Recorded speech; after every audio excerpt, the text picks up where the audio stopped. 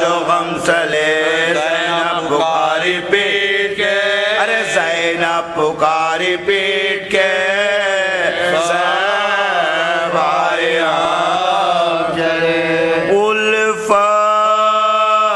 جو تھی کمال مشرقین سے روئی لپٹ لپٹ کے، ارے روئی لپٹ لپٹ کے مزار حسین سے پھر سر کو رکھ کے خبر پہ وہ غم کی مبتلا بولی کہ السلام علیکہ شہب، اب بھیا اٹھو سوار کرو تو میں فدا، فرمائیے وطن میں جا کر کروں گی کیا، رہ رہ کے دھیان آتا ہے مجھ دل ملول کا، کیا جا کے منہ دکھاؤں گی خواب رسول کو، ارے بھیا میں بن تمہارے وطن کو نہ جاؤں گی، بھیا یہی میں خبر پہ آنسو بہاؤں گی، ارے نالوں سے آسمانوں زمین کو ہلاؤں گی، نظر حسین پیاسوں کو پانی پلاؤں گی، جو پوچھے گا تو روتی ہے کیوں شور حسین سے، کہہ دوں گے چھوٹ گئے ہوں میں، کہہ دوں گے چھوٹ گئے ہوں میں بھائی حسین سے، سجاد رو کے کرتے تھے زینب سے یہ سخن، چلیے پھوپھی خدا کے لیے اب سوئے رو رو کے جان دونا یا میرے ظلم نہ ہونا، خیر تم کو دوبارہ بچا روزے پہ نانا جان کے اب جا کے روئیے، دروں کے زخم پشت پہ، ارے دروں کے زخم پشت پہ دکھلا کے روئیے، یہ سن کے اٹھی خبر سے آخر وہ سوگوار، ایک عہدہ سیاہ میں آ کر ہوئی سوار، پہنچے وطن میں جس گھڑے سجاد نگار، پہلے گئی بقیع میں زہرا کی دو، ارے بولے لپٹ کے خبر سے اماں دعائی، ارے بھائی کو کھو کے زینب، ارے بھائی کو کھو کے زینب ناجاد آئی ہے، ارے اماں سناؤں تم کو میں جو کو جفا ہوئے پردیس میں حسین سے زینب جدا، ارے چوتھے برس میں باپ پہ بیٹے فدا ہوئے، اماں حسین مر گئے میں فدا ہوئے، دل زندگی سے زینب مستحق ہٹ گیا،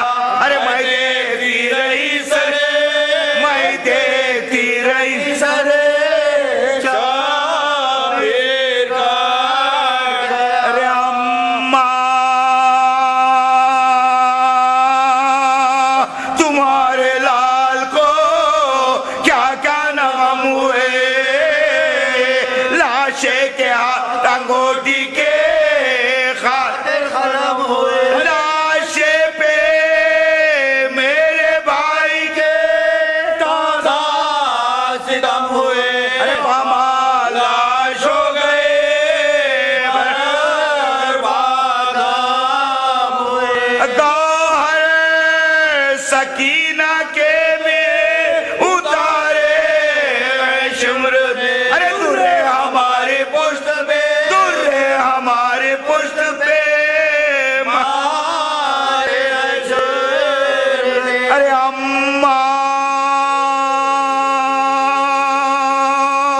تیرے مریض کو قیدی بنایا تھا دوخے گرا بخار میں اس کو ارے کانٹوں ارے اماں سکینہ مر گئے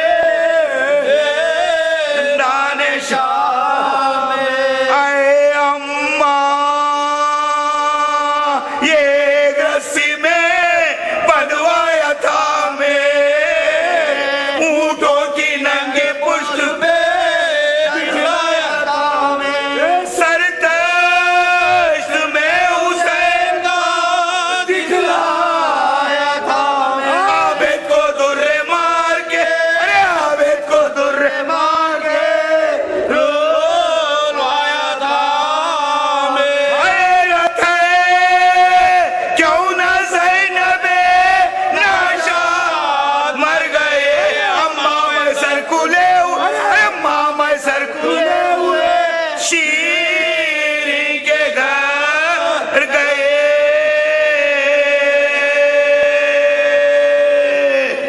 التماس سے دعا کوئی غم نہ دے بجز غم حسین کی پروردگار واسطہ محمد و آل محمد لا حول ولا قوة إلا بالله العلي العظيم أعوذ بالله من الشيطان الرجيم بسم الله الرحمن الرحيم الحمد لله رب العالمين نحمده ونستعينه ونؤمن به ونتوكل عليه الذي اسمه دواء وذكره شفاء وطاعته غنى والصلاة والسلام على أشرف الأنبياء والمرسلين خاتم النبيين رحمة للعالمين بالقاسم محمد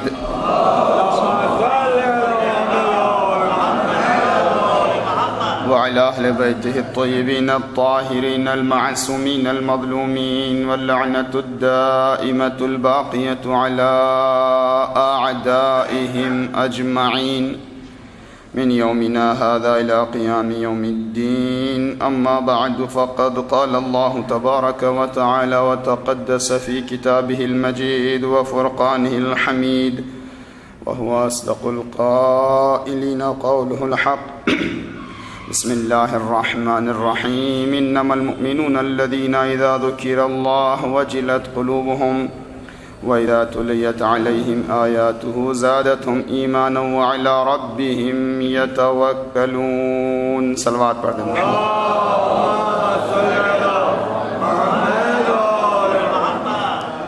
قرآن مجید میں خداوند عالم کی جانب سے اعلان ہو رہا ہے کہ بے شک صرف اور صرف وہی لوگ مومن ہیں مومنین وہ ہیں کہ جب بھی اللہ کا ذکر ہوتا ہے تو ان کے دل مائل ہوتے ہیں ان کے دل یاد الہی سے متاثر ہوتے ہیں خوف و خشیت الہی سے سرشار ہوتے ہیں اور جب بھی اللہ کی آیتوں کی تلاوت ہوتی ہے تو ان کے ایمان میں اضافہ ہوتا ہے اور وہ لوگ اپنے پروردگار پر توکل کرتے ہیں. یعنی اس آیہ کریمہ کے ذیل میں مومن اور مومنین کی خاص صفت کو ہم پہچاننا چاہیں تو وہ یہ ہے کہ مومن ہمیشہ یاد الہی سے اس کا دل لبریز رہتا ہے اور جب بھی جس کسی وقت بھی آیات الہی کی تلاوت ہوتی ہے تو اس کے ایمان میں اضافہ ہوتا رہتا ہے. یعنی مومن کا ایمانی سفر رکتا نہیں ہے بلکہ وہ اپنے ایمان کی ترقی کی منزلیں طے کرتا رہتا ہے. یہ مجالس عزا، یہ اہتمامات یا محافل ولا جشن یا تمام عبادتیں، نماز، روزہ، تلاوت، دعا، ذکر، مناجات، خیرات، جتنی بھی عبادتیں ہیں، یہ سب کے سب ایک ہی کام کو تکرار کرنا اور ایک ہی حرکت کو بار بار انجام دینے کا نام نہیں ہے، بلکہ یہ عبادتیں انسان کی روح کو طہارت کے زینوں پہ آگے لے جاتی رہتی ہیں، انسان ترقی کرتا رہتا ہے۔ خاص طور سے ہم نے اس آیت کو اس لیے سرنامہ قرار دیا، ایام عزا کا یہ آخری ہفتہ ہے، اور اس بات کی طرف متوجہ ہونا اور متوجہ کرنا ہے کہ یہ عزاداری امام حسین ہماری معنوی اور روحانی ترقی کا بہت بڑا ذریعہ اور ضامن ہے، اور اس سے ہم پاک سے پاک تر ہوتے جاتے ہیں، ترقی کرتے جاتے ہیں۔ آپ حضرات مل کر صلوات پڑھ دیں محمد و آل محمد۔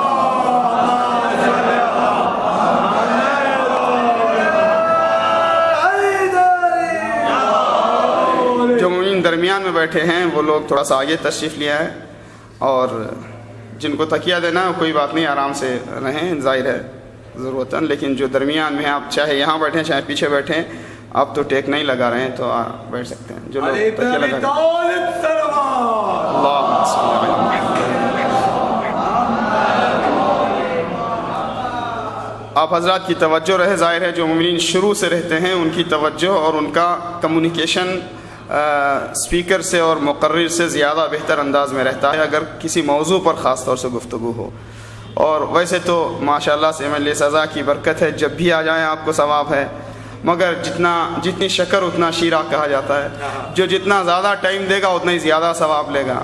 اب کچھ لوگ، میں بار بار عرض کرتا رہتا ہوں، کچھ لوگ جو ہے وہ انگلی کٹا کے بھی شہیدوں میں شامل ہو جاتے ہیں، تو ثواب تو مل ہی جائے گا، مگر موضوع پر گفتگو جب ہوتی ہے تو جو لوگ شروع سے ہوں تو ان کی توجہ ان کے اور مقرر کے بیچ بہتر انداز میں رابطہ رہتا ہے۔ صلوات پڑھ دیں محمد و آل محمد۔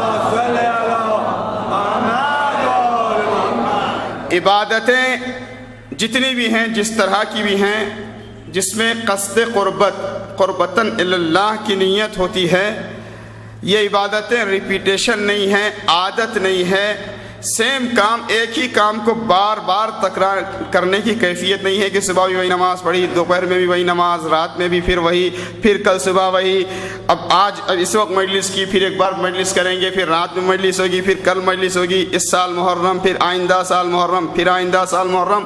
ایک عادت نہیں ہے کہ جو تکرار ہو رہی ہے، بلکہ ترقی کا راستہ۔ انسان ذہن کے اعتبار سے، معنویت کے اعتبار سے، فکر کے اعتبار سے، معرفت کے اعتبار سے، کردار کے اعتبار سے، طہارت کے اعتبار سے آگے بڑھتا رہتا ہے۔ حدیث قصہ کی تلاوت ہوتی ہے ہمارے پاس عام طور پر کسی بھی تقریب میں، خصوصیت کے ساتھ مجلس عزا میں۔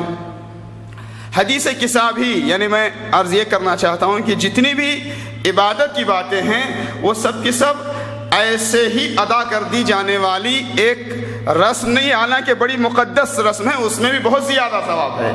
ایسے ہی پڑھ لینا بھی ثواب ہے، ایسے ہی سن لینا بھی ثواب ہے، مگر حد کمال یہ ہے کہ اس میں تکامل ہو۔ تکامل کہتے ہیں کمپلیٹ ہوتے جانا، کمپلیٹ ہوتے جانا۔ انسان ناقص ہے، اللہ کی ذات کمال مطلق ہے، اور ائمہ معصومین انسان کامل ہیں جن کے اندر ہر انسانی کمال مکمل طور پر پایا جاتا تھا۔ وہ بندے اور خدا کے بیچ، صلوات پڑھ دیں محمد و آل محمد۔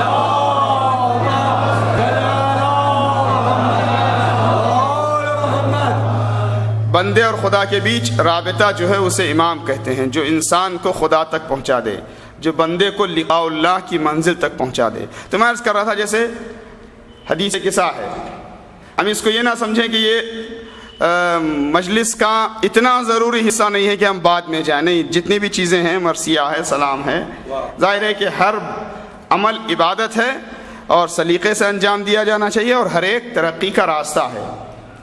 حدیث قصہ پر ظاہر یہ نوجوانوں کی طرف سے چند مجلس عزا ہے، اور کئی موضوعات ان کی خواہش اور مشورہ تھا، اور تمام موضوعات کو بیان بھی نہیں کیا جا سکتا، اس لیے ہم نے خاص سرخی دی عبادتیں اور جتنی بھی یہ عزاداری کی تقریبات ہیں یا خوشی کی تقریبات ہیں، یہ سب کے سب ہماری معنوی ترقی اور ایمانی ترقی کا ذریعہ ہے۔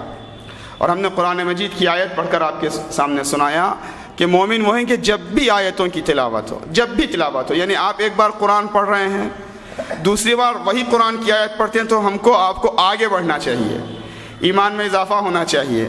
اور امام حسین اس آیت کبرائے الہی کا نام ہے، اللہ کی اس عظیم الہی آیت کا نام ہے کہ جس سے بڑی کوئی آیت ہو نہیں سکتی۔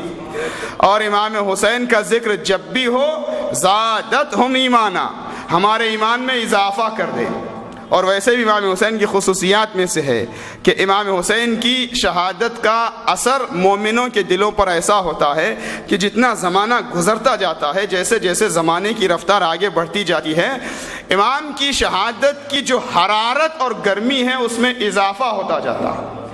کن کے دلوں میں؟ کہ جو مومن ہیں ان کے دلوں میں، صاحبان ایمان کے دل میں حرارت غم حسین میں مسلسل اضافہ ہوتا رہتا ہے۔ یہی تو وجہ ہے ہر سال ایام عزا کے آتے آتے ایسا لگتا ہے کہ جیسے اس سال محرم ہی کچھ اور ہے۔ بھئی آپ ہر سال کرتے آ رہے نہیں، یہ حرارت میں اضافہ ایمان کی دلیل ہے جس پر شکریہ بجا لانے کی ضرورت ہے، جس پر مسلسل سجدہ شکر بجا لانے کی ضرورت ہے۔ تو میں عرض کر رہا تھا حدیث قصہ جو آیت تطہیر کی ایک طرح سے شان نزول ہے، قرآن مجید کی آیتوں کا ایک ترجمہ ہے اور ترجمے کے علاوہ تفسیر ہے جس کی مختلف زاویوں سے بحث ہو کر نکات اور پیغامات قرآن کی تفسیر سے نکالے جاتے ہیں، اور کوئی بھی تفسیر مکمل نہیں ہے۔ جیسے جیسے زمانہ آگے بڑھتا جاتا ہے قرآن مجید کی آیتوں کی تفسیر اور ابھر کر سامنے آتی جاتی ہے، اور یہی کیفیت امام حسین کے ذکر کی بھی ہے۔ امام حسین کی شہادت کی جو تفصیلات ہے، ایسا نہیں ہے کہ اب اس کے بعد بات تمام ہو گئی، مکمل ہو گئی، نہیں، جتنا زمانہ آگے بڑھتا جائے گا اتنا ہی حسینیت کی تفسیر کے نئے نئے گوشے نظر آئیں گے۔ قرآن کی آیت کی کوئی تفسیر، کوئی مفسر نہیں کہتا کہ یہی ہے، کامل ہے، اب اس کے بعد کوئی تفسیر نہیں ہوگی، نہیں، اس کے بعد بھی تفسیر ہوتی رہے گی اور اس سے نکتے دنیا کے سامنے سمجھ میں آتے رہیں گے۔ شان نزول یعنی کوئی بھی آیت یا کچھ آیات کا بیک گراؤنڈ کہ جس کی بنیاد پر کچھ آیتیں نازل ہوئیں، اس کو کہتے ہیں شان نزول، جس کو تفسیر میں بیان کیا جاتا ہے۔ آیت تطہیر کی شان نزول ہے حدیث قصہ۔ قصہ کے معنی ہے چادر، حدیث یعنی واقعہ اور وہ روایت کہ جو زیر قصہ پنجتن آئے۔ ظاہر ہے کہ روز روز یہ باتیں بیان ہوتی ہیں اور ہوتی رہنی چاہیے، بچوں کو معلوم ہونا چاہیے، نوجوانوں کو معلوم ہونا چاہیے، بزرگوں کے لیے بھی تکرار ہونی چاہیے۔ ہوا کیا؟ بظاہر سیدھا سا اس کا مفہوم یہ ہے کہ ایک روز رسول اللہ بیوی کے گھر تشریف لائے، کہا میں ضعف کا، کمزوری کا احساس کر رہا ہوں۔ رسول اللہ کا چہرہ چمک رہا تھا جیسے چودھویں کا چاند تھا، حالانکہ الفاظ کم پڑے ہیں، چودھویں کے چاند میں وہ چمک کہاں جو رسول کے چہرے پر نور میں ہے۔ چاند سورج تو یہاں سے نورانیت لیں۔ روضہ عباس کا ہے چشمہ اعجاز وفا، یہ جگہ وہ ہے جہاں بھرتے ہیں دریا پانی۔ تو یہاں سے تو دنیا کو ملتی ہیں کیفیتیں اور نورانیتیں اور نعمتیں۔ رسول اللہ تشریف لائے، کہا میں احساس ضعف کر رہا ہوں۔ بیٹی سے کہا جناب سیدہ چادر لے کر کے آئیں، اور اس کے بعد رسول اللہ تشریف لے گئے۔ پھر امام حسن آئے، کہا میں اپنے جد کی خوشبو محسوس کر رہا ہوں۔ قریب گئے، زیر قصہ اور سلام عرض کیا، رسول اللہ نے بلایا، امام حسین آئے، میں اپنے نانا کی خوشبو محسوس کر رہا ہوں، اور زیر قصہ امام حسین تشریف لائے، امیر المومنین آئے، میں رسول اللہ کی خوشبو محسوس کر رہا ہوں۔ زیر قصہ آپ بھی تشریف لائے، جناب سیدہ بھی آ گئیں، پنجتن زیر قصہ جمع ہو گئے۔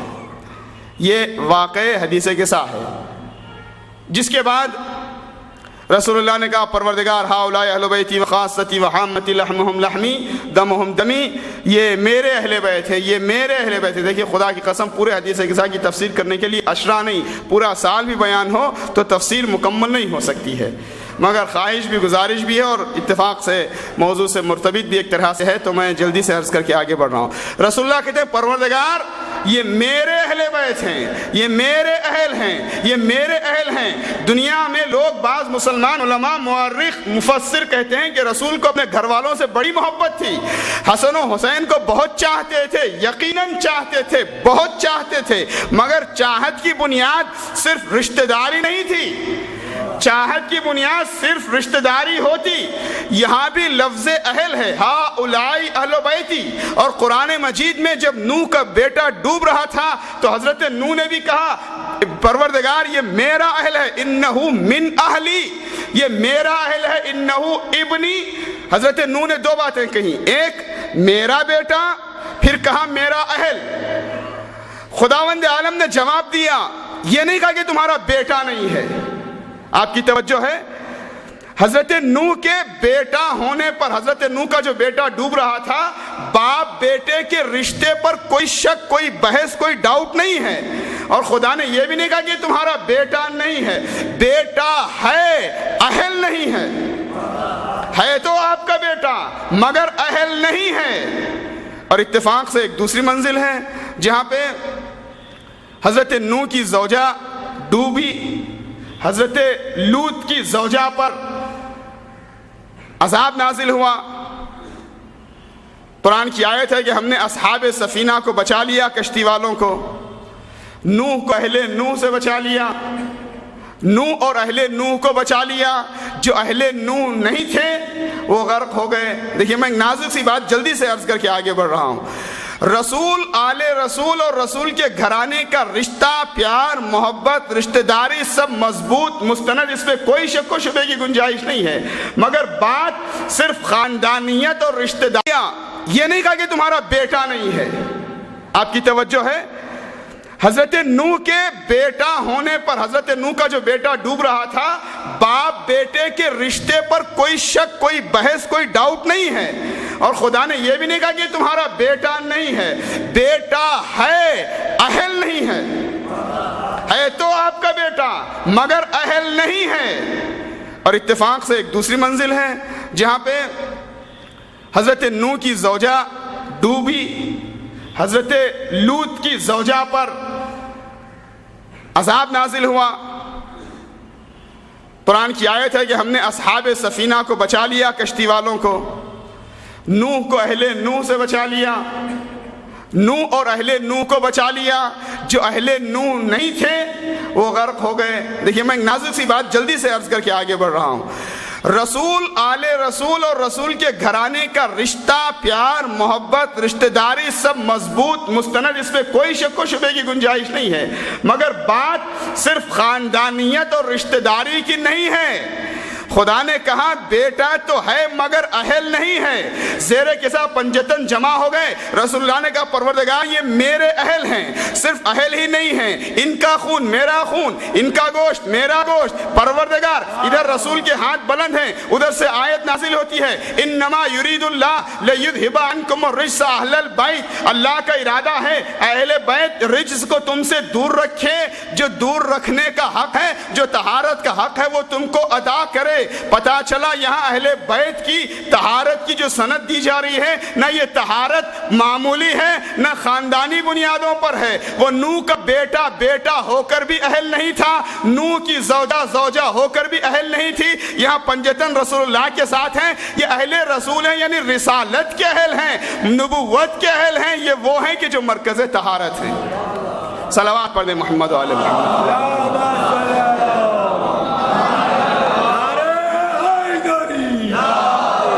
اعلان طہارت ہو گیا کہ اللہ کا ارادہ ہے کہ تم کو پاک رکھے۔ اور اس کے بعد امیر المومنین نے پوچھا یا رسول اللہ ہمارے یہاں اس جمع ہونے کی برکت اور اس کا اثر کیا ہے؟ کہا جہاں بھی ہمارے چاہنے والے شیعہ جمع ہو جائیں۔ نہیں، بیچ کا ایک حصہ چھوٹ گیا۔ جب پنجتن زرے کے ساتھ جمع ہو گئے تو جبریل نے پوچھا یا رب ومن تحت الکسا، زیر کسا ہیں کون؟ بھائی جبریل روز جاتے آتے ہو، کبھی جھولا جھلانے گئے، کبھی روٹیاں لینے گئے، کبھی درزی بن کر کوئی فرشتہ جا رہا ہے، کوئی سائل بن کر کے جا رہا ہے، جس دروازے پر روز آمد و رفت ہوتی ہو وہاں آج تم نہیں پہچان رہے ہو کون ہے؟ شاید اس کی وجہ یہ تھی کہ یہ جو کیفیت ایک جگہ زیر کسا 5 کے 5 نور جمع ہو جائیں، جب 5 نور جمع ہو گئے تو جبریل کی ملک کی نگاہ بھی خیرہ ہو گئی. اردو زبان میں کہتے ہیں چکا چون ہونا، خیرہ ہونا، یعنی جب آنکھوں کو پر اتنا نور طاری ہو جائے کہ کچھ نظر نہ آئے، سمجھ میں نہ آئے. جبریل نے دیکھا 5 نور بیک جگہ بیک وقت ایک جگہ جمع ہو کر جب کل انوار زیر کے ساتھ جمع ہو گئے تو جبریل کی آنکھیں بھی خیرہ ہو گئیں. یا رب و من تحت الکسا، پروردگار زیر کسا ہیں کون؟ تو پوچھنے والا کون؟ جبریل جیسا مقرب فرشتہ روح الامین.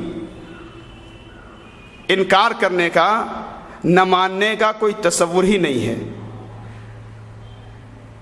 بغیر کسی دلیل کے، بغیر کسی زبردستی اور زور کے، بغیر کسی تاکید کے خدا کی طرف سے بتا دیا جاتا کہ زیر کسا ہیں کون. جبریل آرام سے مان لیتے. جبریل نے پوچھا خدایا زیر کسا ہیں کون؟ خداوند عالم ایک لمبی تمہید باندھ رہا ہے. وعزتی و جلالی، قسم ہے میری عزت و جلالت کی، میں نے زمین کا فرش بچھایا نہیں، آسمان کا شامیانہ لگایا نہیں، دریا کو روانی دی نہیں، دریا میں کشتیاں چلائی نہیں، مگر ان کی محبت میں، مگر ان کی محبت میں. خدایا جبریل جیسا مقرب فرشتہ انکار کرنے کی جسارت کیسے کرتا؟ تو سیدھے بتا دیتا کہ نہیں دیکھو جب محبت اہل بیت کے اظہار کا وقت ہوتا ہے تو وہاں فخریہ انداز میں مکمل طور پر بیان کیا جاتا ہے. اللہ بھی محبت اہل بیت کے اظہار میں فخر کر کے اعلان کرتا ہے وعزتی و جلالی، میری عزت و جلال. قسم کیوں کھائے؟ خدا کیوں قسم کھائے؟ قسم وہاں کھائی جاتی ہے جہاں پہ بات منوانی ہو، بات کو سچ ثابت کرنا ہو. اچھا جس کو ماننا نہیں ہے وہ قسم کھانے پر بھی نہیں مانتا. قرآن مجید میں خدا کی طرف سے 10 جگہ پر قسم کھائی گئی ہے. والشمس وضحاها والقمر اذا تلاها والنهار اذا جلاها، سورج کی قسم، چاند کی قسم، دن کی قسم، رات کی قسم، روشنی کی قسم، تین کی قسم، زیتون کی قسم، عصر کی قسم. مختلف جگہوں پر نجم کی قسم، ستاروں کی قسم، مختلف جگہوں پر خداوند عالم قسم کھاتا ہے. قسم کھانے کی ضرورت کیا ہے؟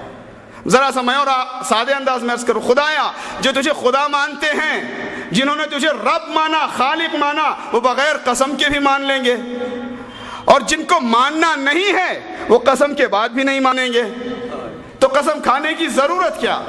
تو جواب آئے گا نہیں، اصل میں خداوند عالم بھی انسانوں کی سطح اور ان کے تقریب ذہن کے اعتبار سے کلام کرتا ہے. قسم کھائی جاتی ہے کسی بھی بات کی تاکید اور اہمیت اور امپورٹنس کو پہنچانے کے لیے کہ دیکھو بات کتنی اہم ہے. سورہ والشمس میں 7 آیتوں میں تقریباً 12-14 قسم ہیں. خدا قسم کھا رہا ہے. کس لیے قسم کھا رہا ہے؟ خدایا کیوں قسم کھا رہا ہے تو؟ سورج کی قسم، روشنی کی، چاند کی، چاندنی کی، اور آگے بڑھتے بڑھتے تقریباً 6-7 آیتوں میں 12-14. میں اس لیے عرض کر رہا ہوں کہ اگر اس کو ایک آیت کی ایک قسم کاؤنٹ کریں تو 7-8 ہوتی ہیں، اور اگر 2 قسم کاؤنٹ کریں، سورج کی قسم الگ، روشنی کی قسم الگ، تو 12-14 قسمیں ہو جاتی ہیں. اللہ اتنی قسم کھا کے کیا اعلان کرنا چاہتا ہے؟ دیکھیے یہ ہمارے آپ سب کے لیے قرآن کی آیت ہے، واضح کلیئر اعلان ہے. قد افلح من زکاہا، کامیاب وہ ہے جس نے خود کو پاک کر لیا.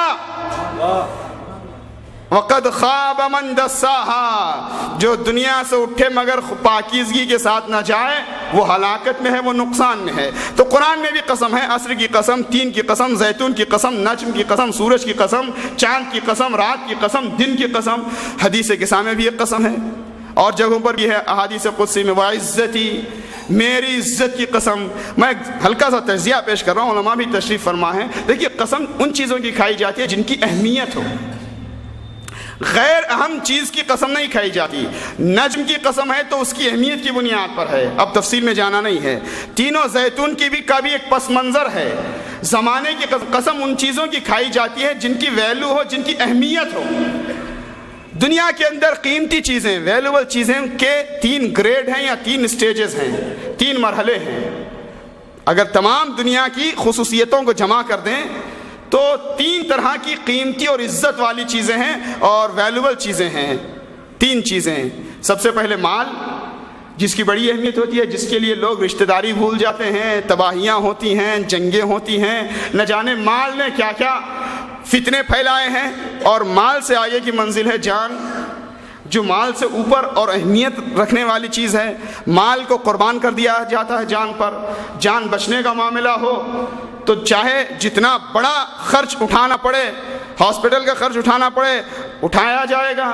یہ اور بات ہے کہ کچھ لوگ اتنے کم ظرف ہوتے ہیں کہ جان دینے پہ تیار ہوتے ہیں مگر مال دینے پہ تیار نہیں ہوتے۔ لیکن نیچر یہ ہے، طبیعت یہ ہے، انسان کی فطرت یہ ہے کہ مال کو جان پر قربان کیا جاتا ہے۔ مال، جان، اور جان سے زیادہ اہمیت ہے عزت کی، آبرو کی۔ عزت اور آبرو، اچھا کبھی کبھی آرٹیفیشل چیزوں کو عزت سمجھا جاتا ہے، ناک رہ جائے ہماری، نام رہ جائے ہمارا، نہیں۔ وہ عزت جو امام حسین پہچانوا رہے، اللہ کی بندگی عزت ہے، توحید عزت ہے، ایمان عزت ہے، ناموس دین عزت ہے۔ تو میں جلدی سے عرض کر دوں، تین چیزیں ہیں دنیا کی، تین مرحلے ہیں دنیا کی قیمتی چیزوں کی: مال، جان، عزت و آبرو۔ اور یہ تینوں سٹیجز ہیں، تینوں مرحلے ہیں، یعنی ایک دوسرے سے کمتر اور برتر ہے۔ مال کو قربان کر دیا جاتا ہے جان پر، اور جان کو قربان کر دیا جاتا ہے عزت پر، آبرو پر، پاکیزہ مقصد پر، ایمان پر۔ اب دیکھیے اس زاویے سے دیکھیں، قرآن مجید میں خداوند عالم نے جگہ جگہ پر قسم کھائی، کبھی چاند کی، کہیں سورج کی، کہیں عصر کی، کہیں تین کی، کہیں زیتون کی، کہیں روشنی کی، کہیں رات کی۔